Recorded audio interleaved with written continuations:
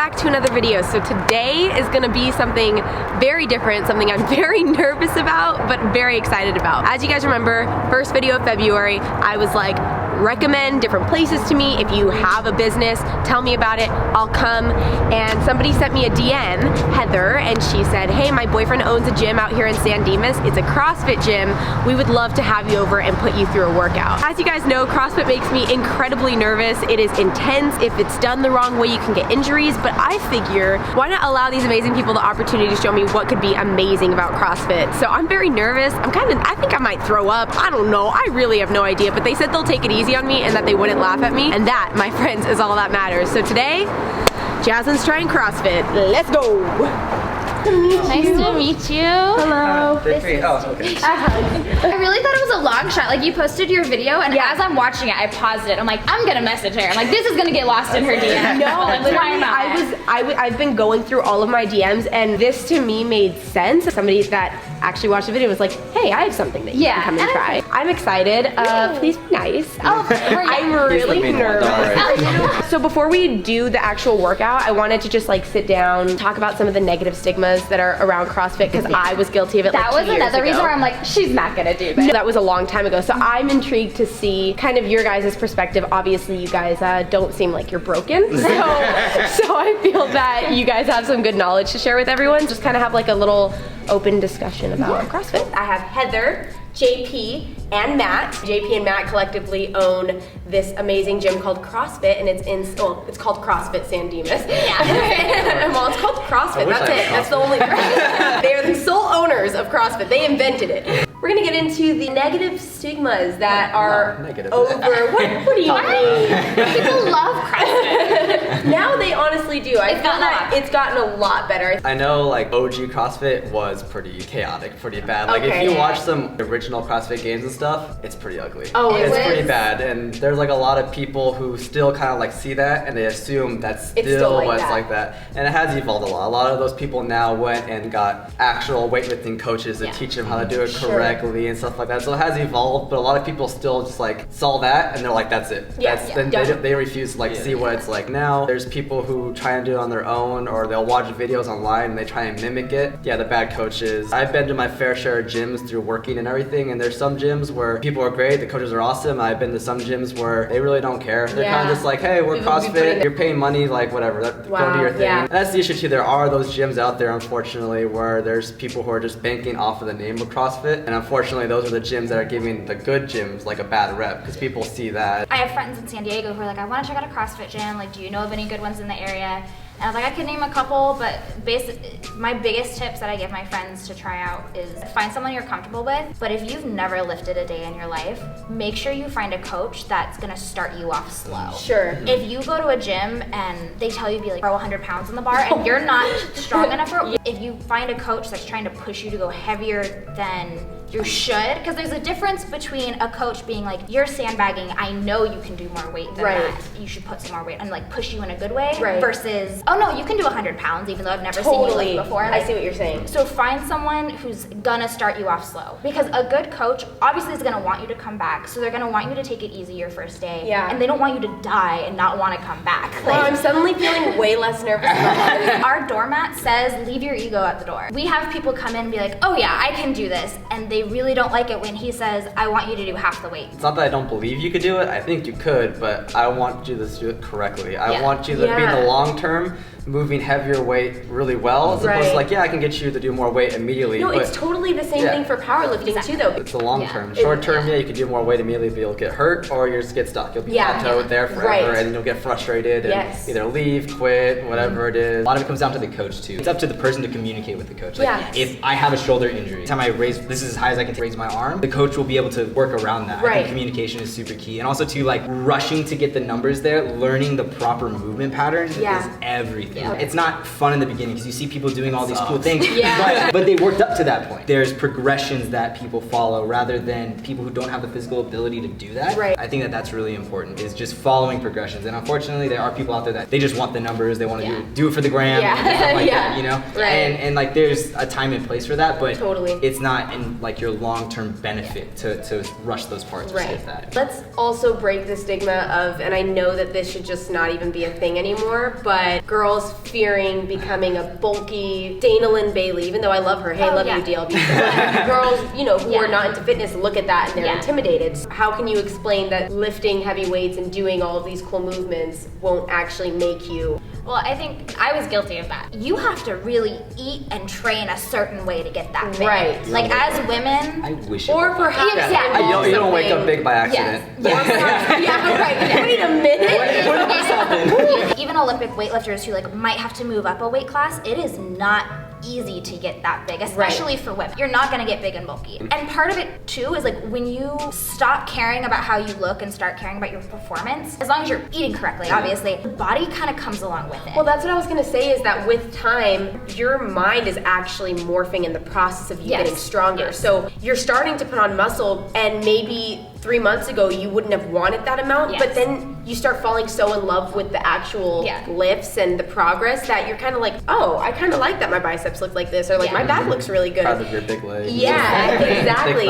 And we get a lot of women who come in here and their original goal is they want to just get skinny, but then they come in here and see the other girls like deadlifting over 200 pounds. They're like, I want to do that. And it's like, you got to put on a muscle, funny? but it turns into you have to put on a little bit of weight, but it's not bad weight. It's good That's weight. the hard thing to break your mind Usually with. this gets smaller, but like this gets bigger. Exactly, which is like a beautiful proportion. So I don't think anyone's mad about that. CrossFit as a sport, like the competitors are so incredibly strict on banned substances, and they will call you out. Like it becomes a big publication. Ricky Garrard, he's an athlete who got third. It was his rookie year, right? He went through the ceremony, he got the big check, he got to take home the medal. And then every winter, like you get tested. Pro athletes get tested randomly throughout the year, but if you're, as soon as you step off that podium, there is someone following you around until you. Do they know that?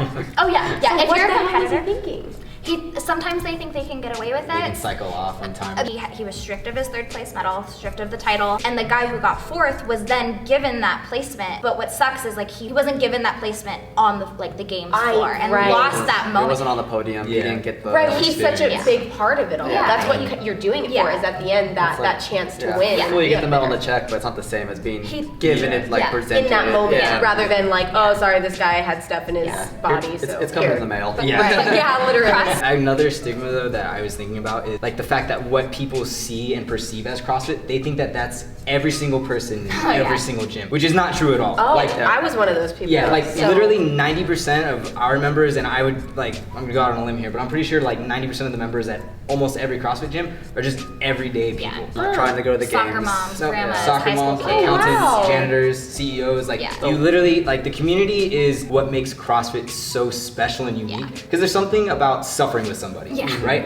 Something about I may not know you, and in any other context we may not get along, but after this workout, we're both laying down and we're both super tired, and I'm so happy that you did that with me. And then afterwards there's talking and mingling and stuff like that, so it's super unique. So two people dying together, one's in their 20s, the other person's in their 60s, and they're both just as miserable, and they're working together. They're just we're gonna get through this. If you ever get a chance, I really recommend just going and watching a local CrossFit competition. Okay. Because in our area, there's 5 or 6 CrossFit gyms, all within a 20-minute radius of each other, and our local competition community is pretty big. It's not the people winning the workout that are getting the loudest cheers. It's the people that are scaling and doing half the weight and are the last ones to finish, that everyone else on the floor that's competing against them goes over to where they're working out. They're like, come on, pick it back up. I love that. And it's awesome. It's a really, I saw some quote that's CrossFit is the only sport where the person getting the loudest cheers is the one in last. I love that. You guys ready to take me through this workout? Are you ready?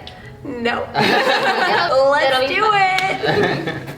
So usually we start with a little warm up every class. It's we start with either a 400-meter run or a row. So whichever you're feeling today. The warm up's the worst part of the day. I tell everyone I've been doing this for years and I still halfway through the warm up this sucks. Why is this so hard?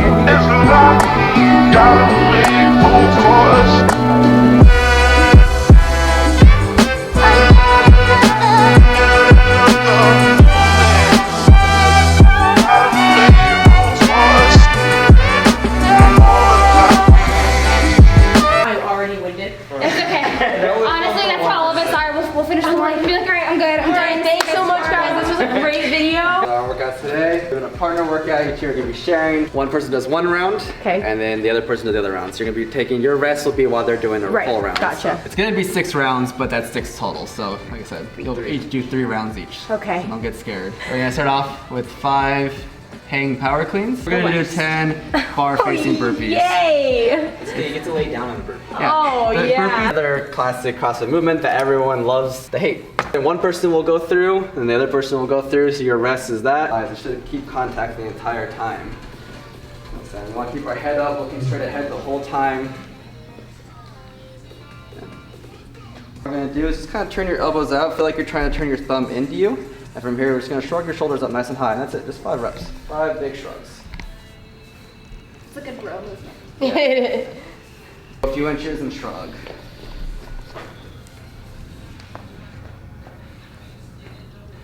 Legs actually, there you go. Let's see how that bar, when you jump up, how the bar slides up your body and there's a little moment where the bar rattles. Yeah. That's where it's nice and weightless, and that's where we want to try and get that bar up to our shoulders. So we're going to come down, now we're going to jump it up to our shoulders. You want to catch it in a front rack, like you're going to do a front squat. Okay. It's alright.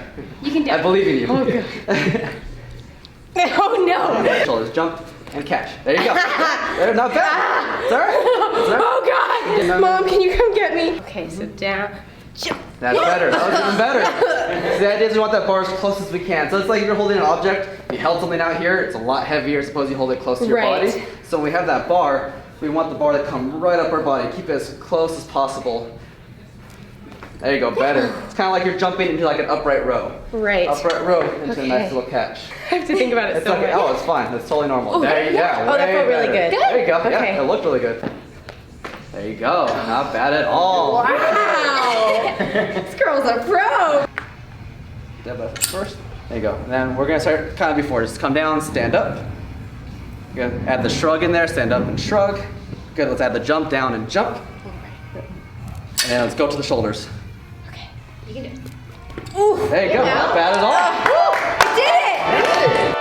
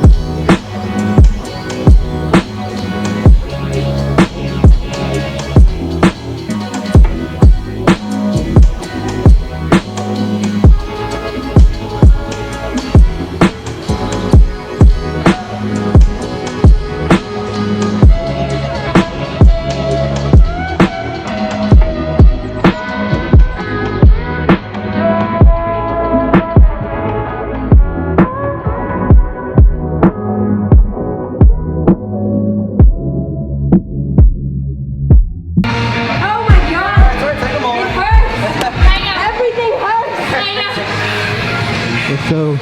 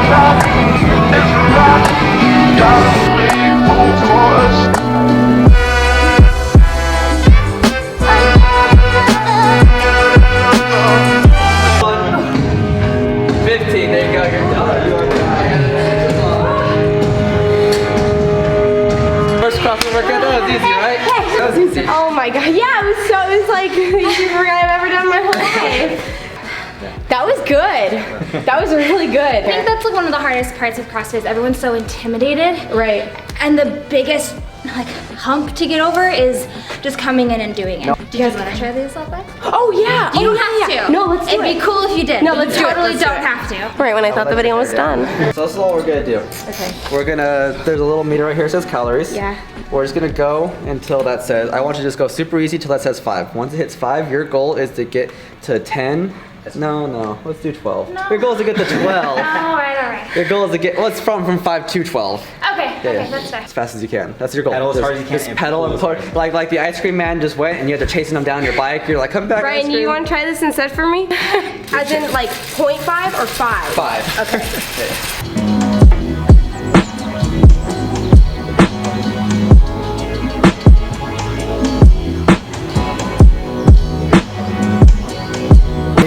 Nice little bike ride. Like the dog music. 1. Alright, go. Hey, chase as fast as you can. Get to 12. There you go. Nice to go. Let's do this over with. I think I'll push. There you go. You're almost there. You're ready. Go on. Go. All you got. The dog is chasing the ice cream man's getting away. You gotta get him. Go. Push. Use your arms. Push into it. There you go. Go on. Pull it right there. Go on. One more calorie. Go. 3. There you go. Now try to walk. A nice little instant quad pump for your muscle bike. There you go. Now you're done. Oh wait, one last thing. Oh my god. This all break is the devil. Yeah, the vomit comment. It's not bad when it's a You weren't going steady. fast. Oh, okay. When it's a steady pace, you don't know. And then it's like it hurts everything. I was trying to go so fast. Yeah. And I couldn't. I was like, Freddy Krueger's gonna get me. Now you're done. That is going to conclude this attempt of trying CrossFit. I honestly, swear on my life, this was actually a really good workout. I feel like if you want to try something like this, just as they were talking about earlier, just make sure that you find somebody who, oh my god, my quad. Why does standing hurt? It doesn't make any sense. Try to go to people like, you saw how attentive he was, they all were during my workout and how encouraging. Try to find an environment like that. You're less likely to hurt yourself and you're more likely to be encouraged to finish the workout. Because when I was on that last few calories, the only thing that kept me going was them saying, come on. I was like, they're right, I'm so close. That literally made a huge difference. So thank you guys so much for being on this video. Thanks for coming. Yeah, absolutely, thank you for inviting me. I had so much fun. I'll make sure to leave all of your guys' Instagrams in the description box along with the gym and the website, location, all that stuff. So if you guys are in this area or you're visiting LA and you want to take a little trek out. All right guys, I love you guys so much. If you want to see more content like this or if you want to see me come try CrossFit again, make sure to like the video. I love you guys so much. I'll see you in the next video. Oh, don't forget to subscribe if you're not already subscribed. I love you guys. See you next time. Besitos. Bye.